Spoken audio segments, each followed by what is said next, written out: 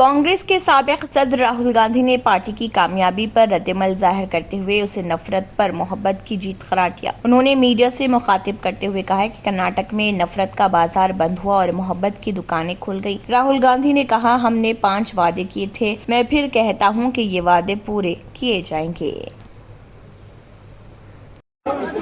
सबसे पहले मैं कर्नाटक की जनता को, कर्नाटक में कांग्रेस पार्टी के सब कार्यकर्ताओं को, सब नेताओं को और जो हमारे सब नेताओं ने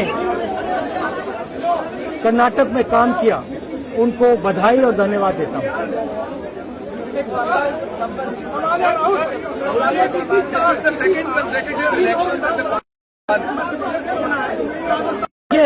देखिए, कर्नाटक के चुनाव में एक तरफ क्रोनी कैपिटलिस्ट की ताकत थी, दूसरी तरफ गरीब जनता की शक्ति थी और शक्ति ने ताकत को हरा दिया। और यही हर स्टेट में होगा। कांग्रेस पार्टी कर्नाटक में गरीबों के साथ खड़ी हुई, हम गरीबों के मुद्दों पर लड़े।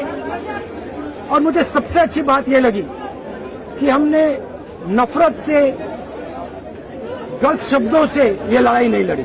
हमने मोहब्बत से, प्यार से, दिल खोल के ये लड़ाई लड़ी और कर्नाटक की जनता ने हमें दिखाया कि ये देश मोहब्बत इस देश को अच्छी लगती है।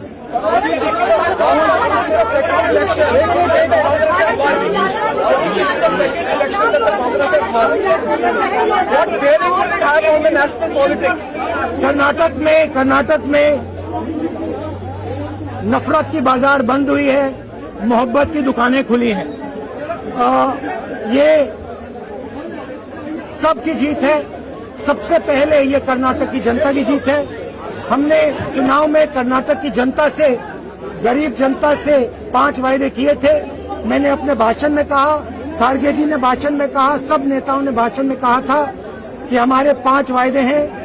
हम इन वायदों को पहले दिन पहली कैबिनेट मीटिंग में पूरा करेंगे। मैं फिर से कर्नाटक की जनता को दिल से बधाई देना चाहता हूं, धन्यवाद देना चाहता हूं। नमस्कार, जय हिंद।